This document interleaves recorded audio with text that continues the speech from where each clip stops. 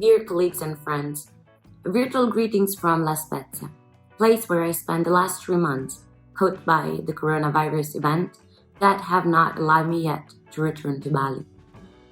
My name is Diletta, and I am the manager for the Italian and Spanish market in the headquarters in Bali. Thank you for following our video presentations, illustrating the constant work we're doing, keeping you updated on the conditions of our destinations, our commercial operations, and the work that we're carrying out to expand our product.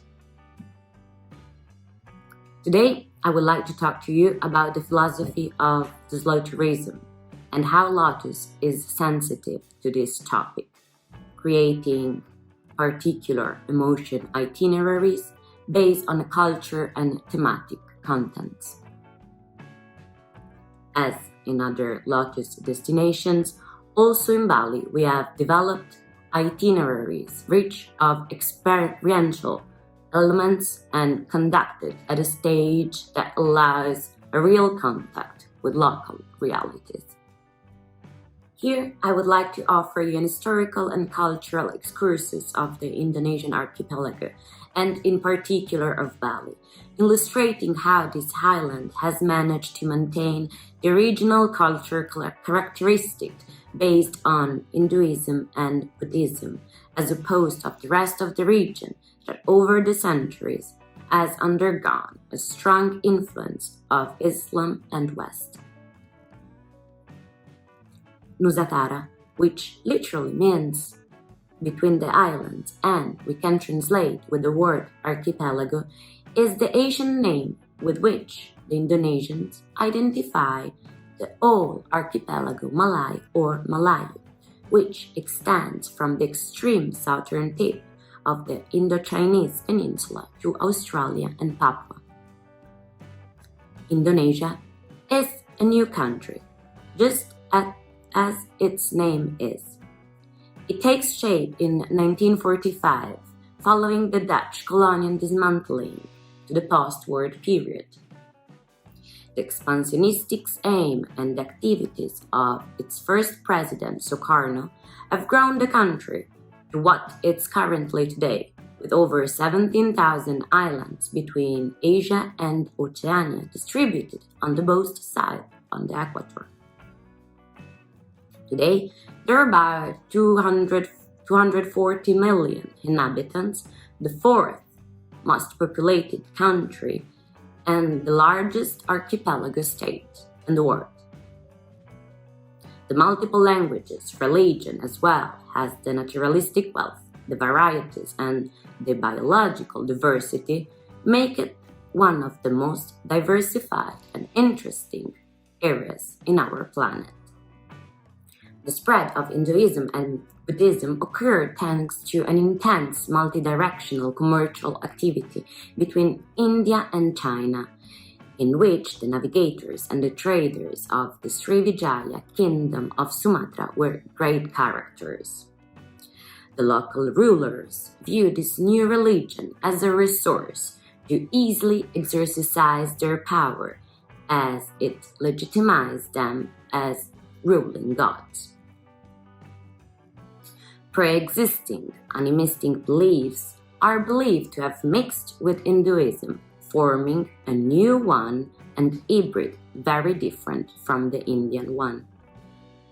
Important Hindu empires were established in Kalimantan, Sumatra, and Java between the 5th and the 3rd centuries, often with a significant Buddhist influences.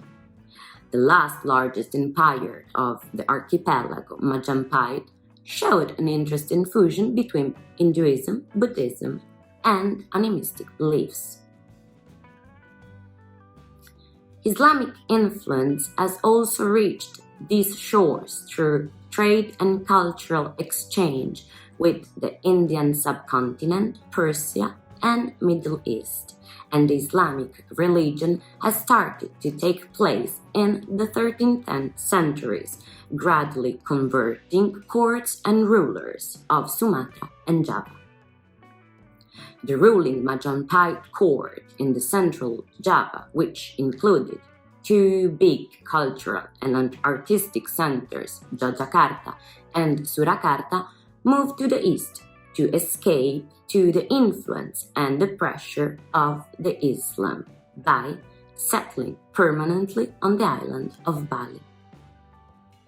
Bali, with its cultural richness and a peculiar style of mysticism and spirituality, has become in our century one of the great artistic center, attracting thinkers, poets, writers, and a great variety of painters and sculptors. And today, thanks to its natural beauty, has become one of the main centers of the world tourism. This island occupies a unique place in the Indonesian archipelago, being the only reality in which the Hindu religion is still dominant. Over the century, the Balinese people have developed a new form of Hinduism, a syncretism between a Javanese Hindu and the local Balinese animistic beliefs. One of the most suggestive expressions of this land and the culture is the shamanic ecstasy and trance, a spiritual journey to other worlds and to another state of consciousness, inducted by repetitive prayers, mantra, with hypnotic music such as gamelan, xylophone and percussion orchestra, but above all with the frenetic and cathartic dances. One of the most important elements in the Balinese philosophy is the constant research for harmony of oneself with others and the surrounding environment, necessary for both physical and spiritual well-being.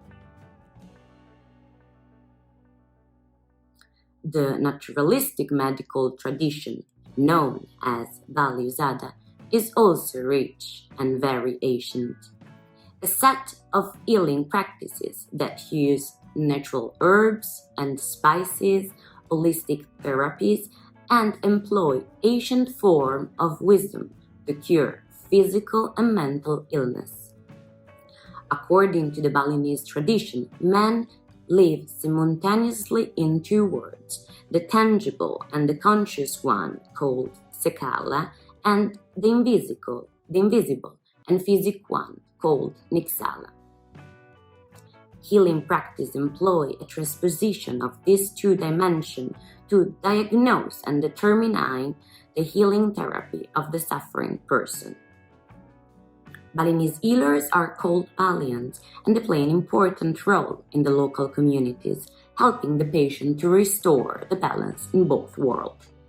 As previously mentioned, Lotus offer itineraries where you can experience directly the reality of the place you visit. In Bali, for example, we bring the visitors who wishes for a direct meeting with the Balians for a diagnosis at the moment, or for those who are interested for a deepening in this topic. We also offer a period of studies of several days that we recommend to intersperse with visits of relevant places of interest, especially in the area of Gua Gajah, Puri Sarengagung, and the Sacred Monkey Forest, all in the central part of the island. In this experience, it is also possible to participate to a ceremony of a great suggestion, the one of purification, necessary to restore the lost purity.